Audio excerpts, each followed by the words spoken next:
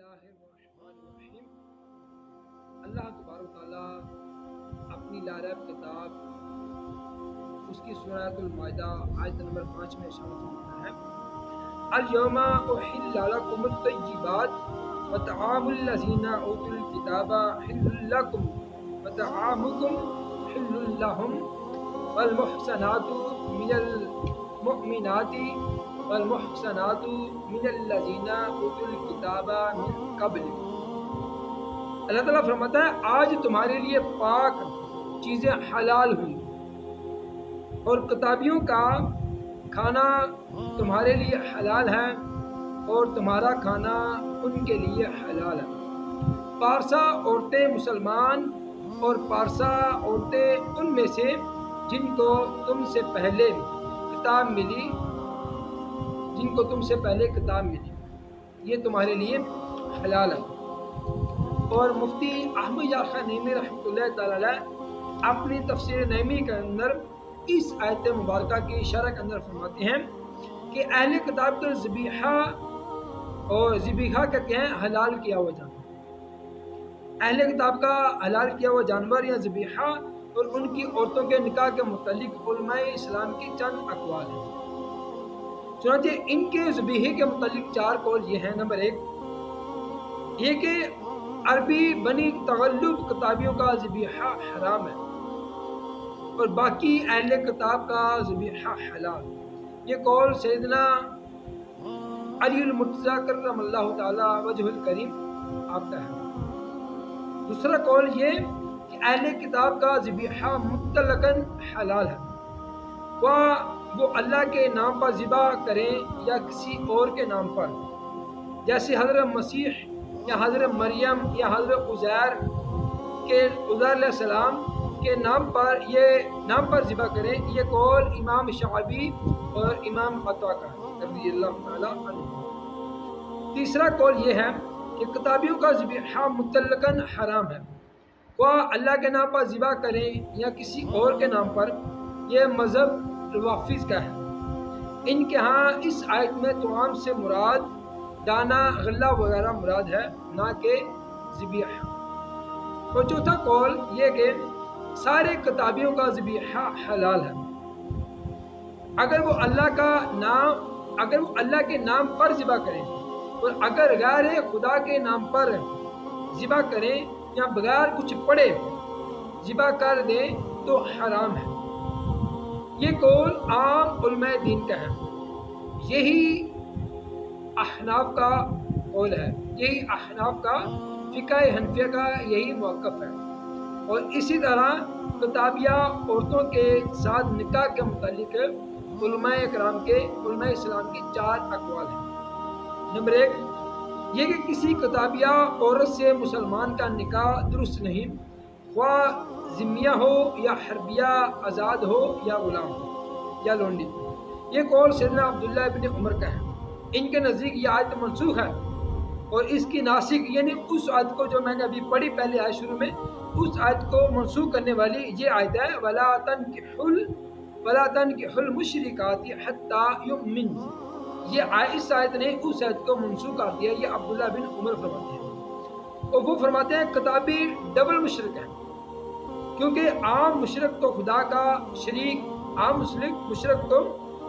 شریک مانتے ہیں، یہ خدا کا شریک بھی مانتے ہیں اور اس کا بیٹا بھی، بیٹی بھی اور بیوی بھی۔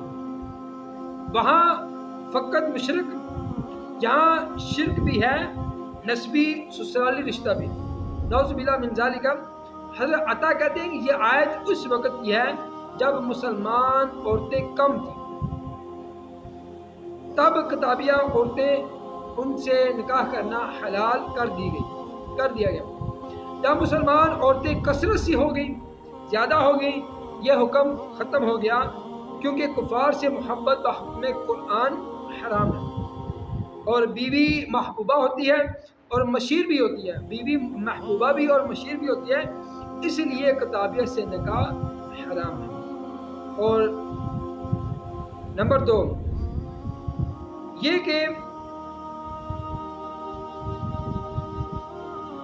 کہ ذمیہ کتابیہ سے نکاح حلال ہے، حربیہ کتابیہ سے حرام. اور نمبر 3 یہ کہ تیسرا قول یہ کہ آزاد کتابیہ سے نکاح حلال ہے، لونڈی کتابیہ سے نکاح حرام. یہ قول امام شافعی رضی اللہ تعالیٰ عنہ آپ کا ہے.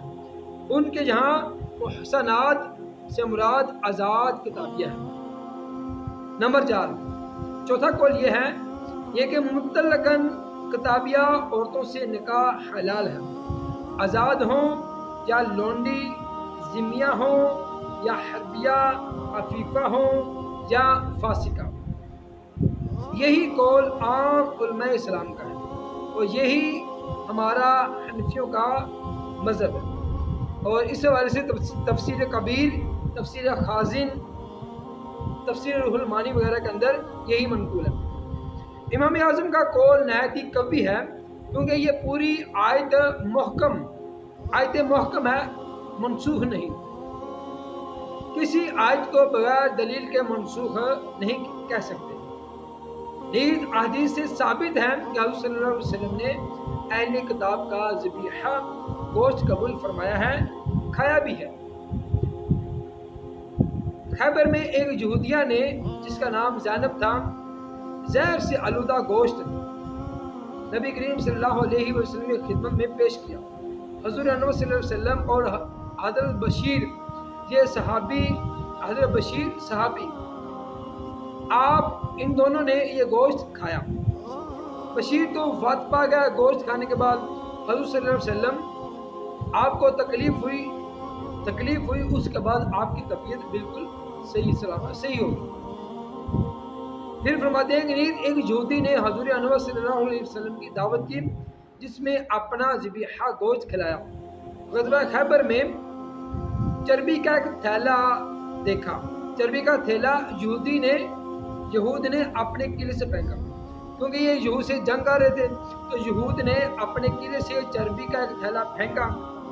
ایک صحابی نے اٹھا لیا. اس واقعے کو نبی کریم صلی اللہ علیہ وسلم نے خود ملاحظہ فرمایا. اٹھا لیا اور فرمایا اسے میں کھاؤں گا، کسی کو نہ دوں گا. حضور انور صلی اللہ علیہ وسلم نے ان کو یہ کرتے دیکھا، تبسم فرمایا، مسکرائے، منع نہ فرمایا. اسی طرح بہت صحابہ نے یہودیہ نصرانیہ عورتوں سے نکاح کیے ہیں. حضور انور کی وفات کے بعد تفسیر ابن کثیر میں ہے کہ حضرت عثمان نے نائلہ بنت کرافسہ عیسائیہ سے نکاح کیا اور حضرت طلحہ ابن عبید اللہ نے ایک یہودیہ سے نکاح کیا. تفسیر خازن میں ہے بہرحال مذہب احناف نہایت ہی قوی ہے. خیال رہے کہ اگرچہ کتابیہ عورت سے نکاح درست ہے مگر وہ مسلمان جو اپنے ایمان و احتیاطوں پر قابو نہ رکھتا ہو وہ ہرگز کتابیہ سے نکاح نہ کرے. اس نکاح میں 4 باتوں کا لحاظ رکھنا ضروری ہے. اولاً پہلی بات یہ اپنا ایمان بچا سکے اس کی صحبت سے، یعنی اس کتابیہ عورت کی صحبت سے اپنا ایمان بچا سکے، خود عیسائی یہودی نہ بن جائے. دوسرا یہ کہ اپنے بچوں گھر والوں کو بھی کفر سے بچا سکے، ایمان پر قائم رہ سکے. تیسرا قول یہ کہ اس کتابیہ سے دلی محبت اس کی طرف میلان پیدا نہ ہو، دلی محبت اور میلان پیدا نہ ہو. رب تعالیٰ فرماتا ہے وَلَا تَرْكَنُوا إِلَى الَّذِينَ ظَلَمُوا فَتَمَسَّكُمُ النَّارُ. چوتھے یہ کہ اس کتابیہ کو اپنی قوم، اپنے ملک کا رازدار نہ بنائے جس سے وہ ہم کو نقصان پہنچا سکے. جو شخص اتنی احتیاطیں کر سکے وہ اس نکاح کی جرت کرے، ورنہ یہ نکاح اسے دین، ایمان، قوم بلکہ ملک کے لیے زہر قاتل ہے. ضروری ہدایت مفتی احمد یا خان نعیمی رحمۃ اللہ تعالیٰ اپنی تفسیر نعیمی میں صفحہ نمبر 219 پر یہ ضروری ہدایت تحریر فرماتی ہیں. آپ فرماتے ہیں آج کل عام انگریز اور میمے دہریہ ہو چکے ہیں، عیسائیت پر قائم نہیں رہے. ان سے نکاح حرام ہے۔ وہ اہل کتاب نہیں ہے، صرف قومی لحاظ سے اپنے کو عیسائی یا یہودی کہتے ہیں، گرجے میں جاتے ہیں، غرض اس نکاح میں بڑی ہی احتیاط کی جائے، اندھا دھن نہ کیا جائے۔ مفتی صاحب اس چیز سے روکتے ہی ہیں، یہ چیز نہ کی جائے۔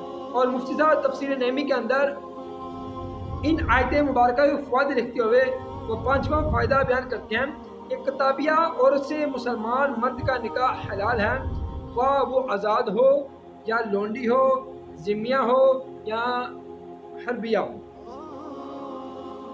مگر ذبیحہ اور نکاح کی علت مذہبی کتابوں کے لیے ہے جو عیسائیت یا یہودیت پر قائم ہوں۔ بعد میں قادیانی یا بہائی مذہب رکھتی ہیں، ان سے نکاح حرام ہے۔ وہ مرتد ہیں، عیسائی نہیں، جو ہی جو مسلمان عیسائی ہو جائے اس سے نکاح حرام ہے۔ وہ مرتد ہے، عیسائی نہیں، اور مرتد سے نکاح حرام ہے اور اولاد حرامی ہوگی۔ پھر فرماتے ہیں کہ بہتر یہ ہے کہ پاک دامن صالحہ نیک عورت سے نکاح کیا جائے، بیوی ہمارے بچوں کی کان ہے۔ خراب کان سے اچھا لوہا کیسے نکل سکتا ہے؟ یہ مفتدہ مثال تحریر فرمائی کہ بیوی ہمارے بچوں کی کان ہے اور خراب کان سے اچھا لوہا کیسے نکل سکتا ہے؟ اور پھر آگے فرماتے ہیں کہ جیسے کتابیہ عورت سے نکاح کرنے میں اپنے یا اپنی اولاد کے کافر ہونے کا اندیشہ ہو، اس کے لیے جس بندے کے لیے کتابیہ عورت سے نکاح کرنے میں اپنے یا اپنی اولاد کے کافر ہونے کا اندیشہ ہو، اس کے لیے یہ نکاح کرنا حلال نہیں۔ ٹھیک ہے، آگے فرماتے ہیں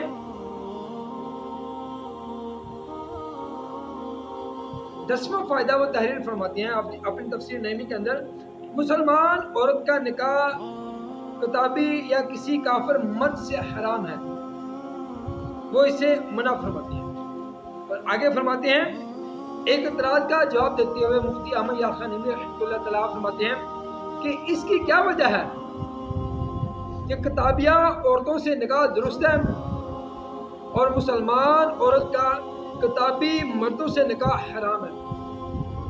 ذبیحہ کی طرح یہ علت دو طرفہ ہونی چاہیے، جیسے کہ جو ذبیحہ ہوتا ہے وہ ہمارا وہ کھا سکتے ہیں، ہم ان کا کھا سکتے ہیں۔ وہ کہتے ہیں جس طرح یہ ذبیحہ ان کا ہم کھا سکتے ہیں اور ہمارا وہ کھا سکتے ہیں، اسی طرح ان کی عورتیں ہمارے لیے حلال ہیں، لیکن ہماری جو عورتیں ہیں مسلمان ان کی حلال نہیں۔ اس کا جواب دیتے ہیں چند وجہ سے۔ ایک یہ ہے کہ خاوند حاکم ہے اور جو بیوی ہے وہ محکوم ہے۔ الرجال قوامون علی النساء، مسلمان کا کافر کے محکوم ہونا، محکوم بننا اسلام کی توہین ہے۔ اور دوسرے یہ کہ اولاد باپ کی ہوتی ہے، اگر خاوند کافر ہو بیوی مسلمان تو اولاد کافر ماننا پڑے گی۔ یہ بھی شان اسلام کے خلاف ہے۔ تیسرے یہ کہ اکثر عورتیں خاوند کے دین پر آ جاتی ہیں، خاوند عورتوں کے دین پر کم آتی ہیں۔ اگر خاوند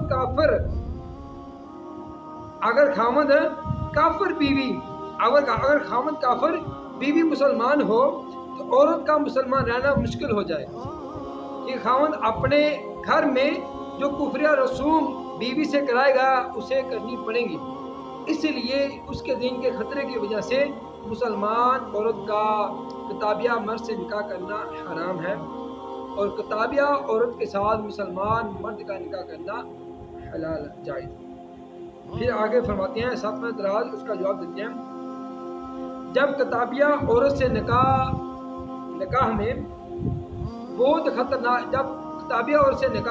خطرناک ہے، اس کی پھر اجازت ہی کیوں دی گئی؟ پھر اس کو بھی حرام قرار دے دیا جاتا۔ اس کا جواب فرماتے ہیں یہ خطرناک بھی ہے اور فائدہ مند بھی. کتابیہ عورت سے نکاح کرنا یہ خطرناک بھی ہے اور فائدہ مند بھی. امید ہے کہ کتابیہ عورت ہماری صحبت سے مسلمان ہو جائے, اس کے پیٹ کی اولاد ساری مسلمان ہوگی.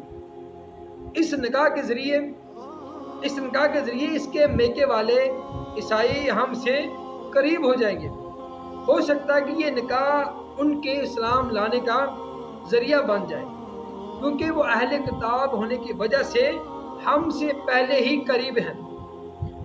غرض یہ نکاح وہ کرے جو اپنے کو ان کے شر سے بچا سکے اور انہیں اپنی خیر دے سکے, ان کے شر سے خود کو بچا سکے اور اپنی خیر ان کو دے سکے.